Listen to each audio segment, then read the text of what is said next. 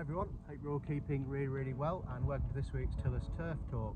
So super quick video today because we're super busy as always, and the recent rainfall, and we're getting some lovely natural rainfall at the moment, all those nice minerals, slightly acidic pH in the rain and everything. The grass is absolutely loving it, really growing nice and strong, nice and vigorously. So it's mow, hoover.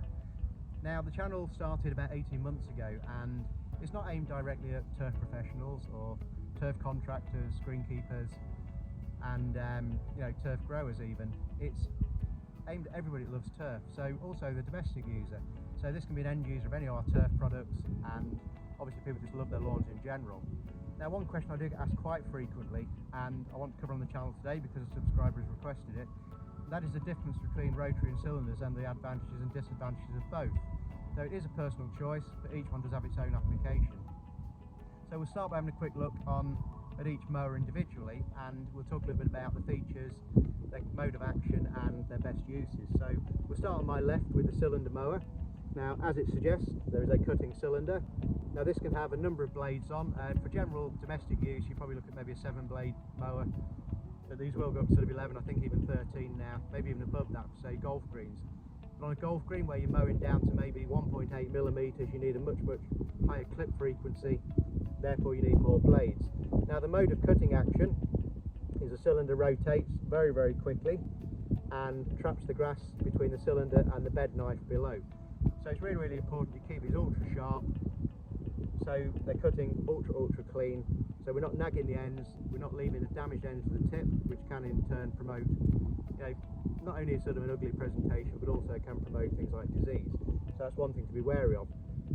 So with these cylinder mowers, we can take these down to quite a low height of cut, because we have the two rollers at the side here, one at the front, one at the back, then we're less likely to scalp anything.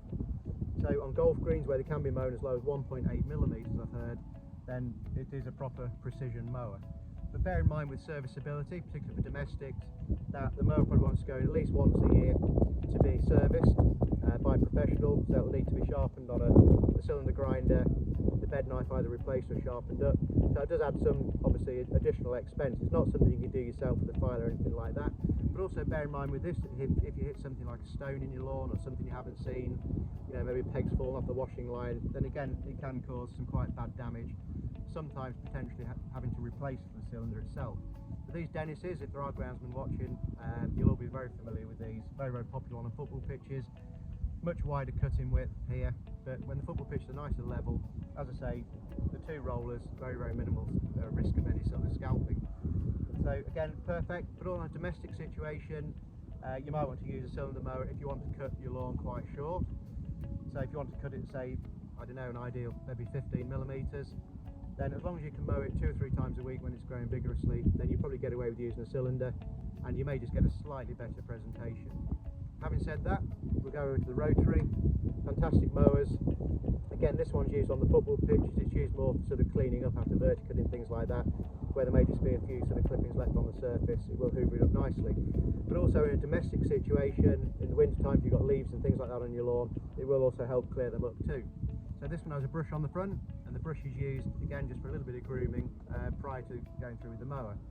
Rear eject, as most rotaries are. And if we look underneath, as opposed to the cylinder, then we have the single blade across horizontally, and this one cuts in more like a scything motion. So where this one is rotating very quickly and trapping the grass between the bed knife, this one here is like a super quick scythe. So again, very important it's kept sharp. Now obviously when it comes to servicing, it's a simple sharpen the blade up, but again I suggest that's done by a professional, because the blade then has to be balanced. If it isn't balanced correctly before it goes on, then you can cause damage to the bearings and the spindle below. That's something to bear in mind. Now when it comes to a winter service, or as I say, if the damage is irreparable, then it's a simple case of old blade out, new one in, and quite quickly. That's something that can be done in a couple of minutes, obviously at a quite a reasonable expense. So compared to the two service wise, yes, you can cut lower with that and you probably get slightly better presentation. But equally with the Honda here, fantastic mowers. I've been using for donkey's years now, always a good reliable engine and everything else. Now obviously it's much narrower. If it's much wider than this, because it doesn't have a front roller, then we do run a high risk of scalping. So the height of cut set on this is with the front wheels and also the rear roller. Now we use both options of this at tillers, and in various sort of sizes. So I think behind me we've got a 7-unit fairway mower here, which is cutting some of the fescues at the moment. You know, all our fine turf is cut with cylinder mowers, with ride-on sort of mowers that we'd find on a golf course. So fairway mowers, greens mowers, things like that. But again, they've all got different size cylinders depending on the length of pipe we're cutting. You know, greens turf down to sort of 3-4 mils sometimes in the summer, up to sort of 15 mils for some of the fescues. So they all have their application. But we've also seen in previous videos things like the VMO. That is really pretty much 23 of these size cutting heads, all working independently, obviously covering a much bigger area than this one does, 16.2 metres. Then we have the recently purchased Fleischmann, which is the trailed rotary mower, 10 metres wide. So you obviously kind of a 10 metre wide rotary, so it's a multitude of individual rotary mowers such as this one, all in alignment, all running together. And again, we wouldn't cut too low with it, but what we would do, we'd use it in the early stages of production and then prime it up with a cylinder as we go into harvest period. So to get it in harvest condition, cylinders, get to that point with the rotaries. So they both have their application, and as I say, on a normal domestic lawn, if you're mowing sort of around about 1 inch high, then something like a rotary I think is the better option. If you get them with a back roller, even better, that'll put the stripes on for you. So it's horses for courses, certainly domestically. Professionally we know where we need to be at, but I hope that's helped. So once again, I hope you found that interesting, and like I say, it's a super quick one today and aimed more at our sort of domestic users that have asked me this question a few times, so hopefully I've answered it. So before we finish the video, I just want to thank you all for watching and thank you for subscribing. I think we're nearly up to 400 subscribers now, which I'm over the moon with. I think we started with about 70, so I really appreciate your views and your support, more than you know.